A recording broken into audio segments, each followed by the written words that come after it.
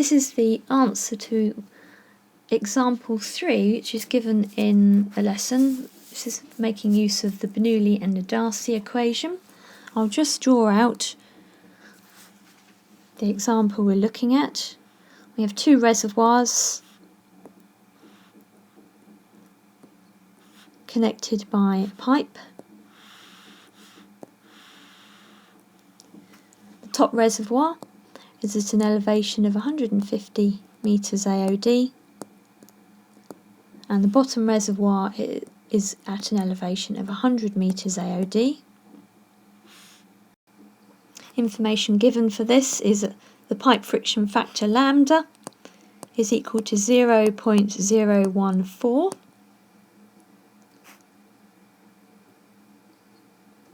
And for the first part of the question, we're looking at the pipe diameter of 0.3 metres. The other information we have is that the pipe length is 2 kilometres. The object of the exercise is to calculate the flow in the pipe, Q.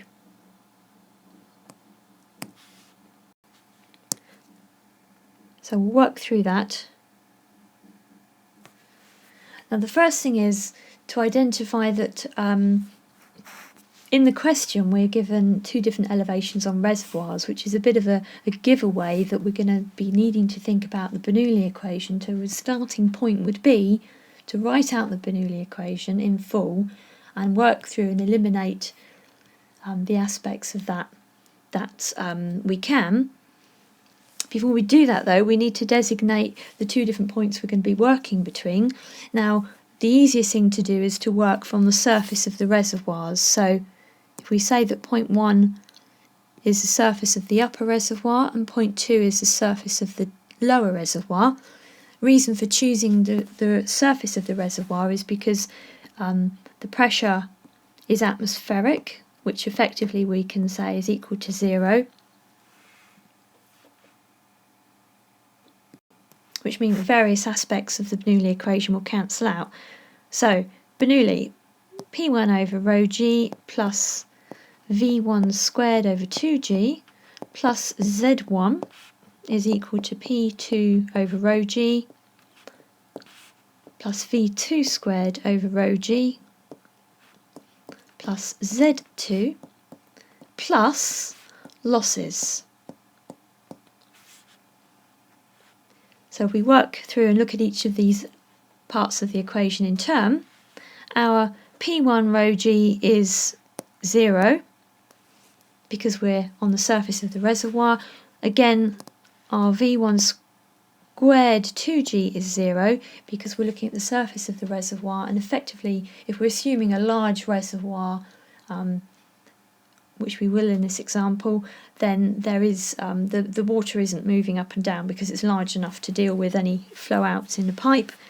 Z1, well, we need to decide where our datum will be, so I'm going to put our datum through point 2. I'll call that our datum. So point 1 is located at 50 metres above our datum. Now let's look at the other side of the equation. Again, we're looking at atmospheric pressure at point 2. So our pressure head element of the Bernoulli equation is 0. Our velocity head element is 0 because we have no velocity. And here our Z2 is going to be 0 because we've put our datum through point 2. So we've actually only ended up with losses. Now we're assuming that there are no local losses in this system. I don't want us to be considering about local losses, we're just thinking about frictional loss. Then we can say that our 50 metres is equal to HF, which in our Darcy equation is for turbulent flow, let's write the equation out, lambda LV squared over 2GD. Inputting our numbers into that. We have 50 equals 0.014, given in the question, multiplied by the pipe length, which is 2 kilometres, so it's 2,000 metres. Remember, we always keep this in metres in hydraulics, times v squared, divided by 2 times 9.81 times our diameter, which is 0.3. So the only unknown we have here is v squared, so it's a case of rearranging the equation. We end up with 50 times 2 times 9.81 times 0.3. So that's basically bringing everything on the underside of the right hand side of the equation over on the left hand side over to the right hand side, divided by 0.014 times 2000. Again, that's bringing the information on the right hand side over onto the left, equals v squared.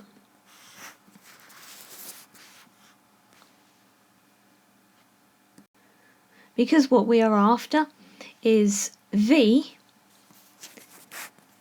what we can do is we can square both sides of the equation. So we can square the left hand side and we can square the right hand side. If we do it to one side, we must do it to the other, which would eliminate okay, which means we effectively would end up with v. So if we do work that through, we end up with a velocity of 3.242 meters per second. And now we've worked out the velocity, the question is asking for flow. We can now use continuity just to finish this part of the question off. So we need the flow. Q is equal to VA. We know our V at 3.242. Our cross-sectional area is pi times diameter squared over 4, which gives us a flow rate of, depending on your rounding up, but approximately 0.229 meters cubed per second. The next part of the question is asking for the head loss, HF, if we have 1 kilometre of pipe, the upper kilometre of pipe remaining at 0.3 metres, and the second kilometre of pipe, so another kilometre, at 0.6 metres diameters. So this time we want to calculate H. Now HF, which is our frictional head loss, it can actually be and often is referred to as capital H, as in total losses. So we can call it capital H or little h.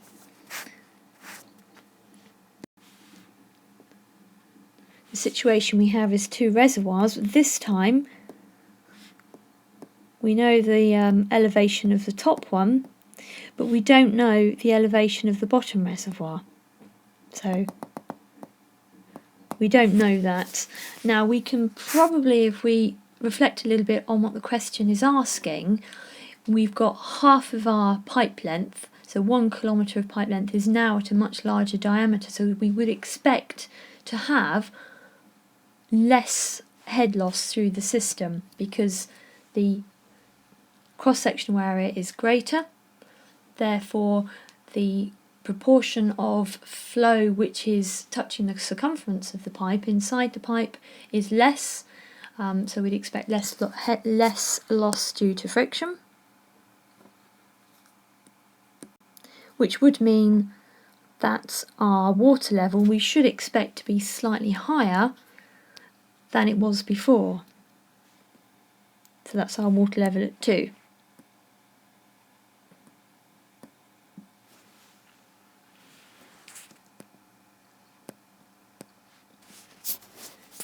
So this time we have our frictional head loss HF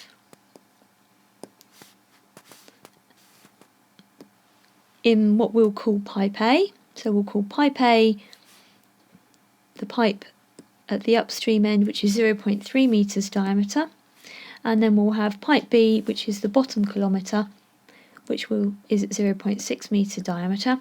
So we'll have HFA plus HFB. And each of those will just be using the Darcy equation. Lambda, which will stay the same, LA, so the length of pipe A, V squared over 2G dA, plus lambda LB, V squared over 2G dB.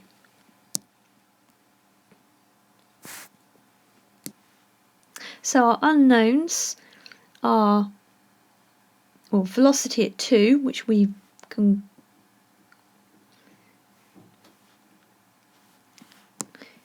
that would be clear if we could say VA as well and VB.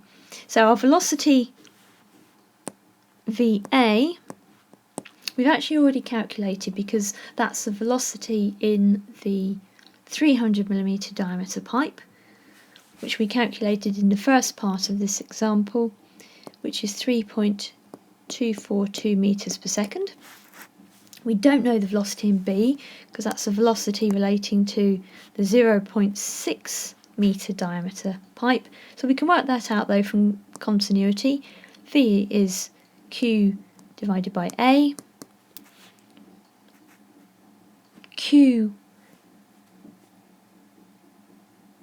is 0.229, which was the answer from our first part of the question, divided by cross-sectional area.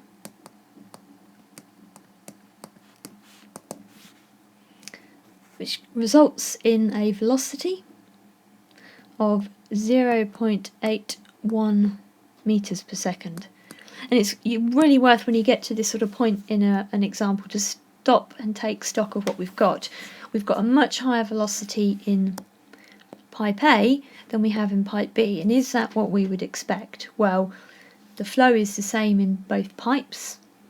The diameter of pipe A is much smaller, therefore, given the continuity theory, we have to have a higher velocity in A, and that is what we have. So we can say that we're quite happy with that so far. Now we can enter these velocities into our equation.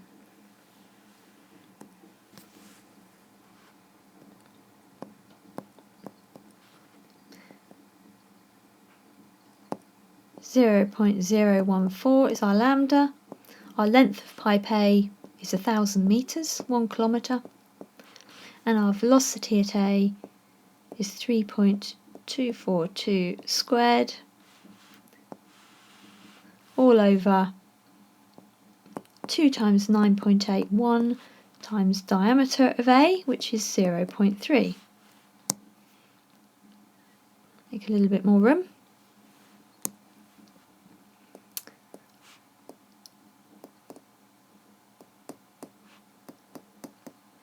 Our length of pipe B is 1,000 metres, and our velocity is 0.81 squared. And again, that's over 2 times 9.81 times d, which is 0.6 metres. You can work through the numbers on that. You'd end up with 25 plus 0.78, and because we're looking at head losses, we're looking at heads, both of these will be in metres.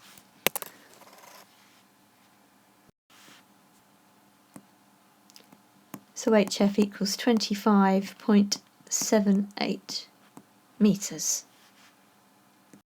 And again, it's always important to make sure you do a common sense check on the answers. 25 metres, the head loss over pipe A is significantly greater than 0.78, the head loss over pipe B. But is that as to be expected? Well, again, as we said previously, the pipe diameter of pipe B is much greater, so there'll be a lot less head loss due to friction expected. So we can say, therefore, that yes, the answer is generally as we may expect. And another thing to think about in a common sense check of whether it's right is that the most dominating factor in the equation is the velocity, because that is squared.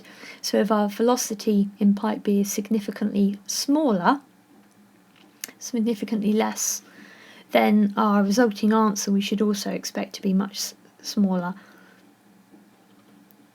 than in pipe A, where our velocity is much greater. And once that's squared, we do end up with a larger answer.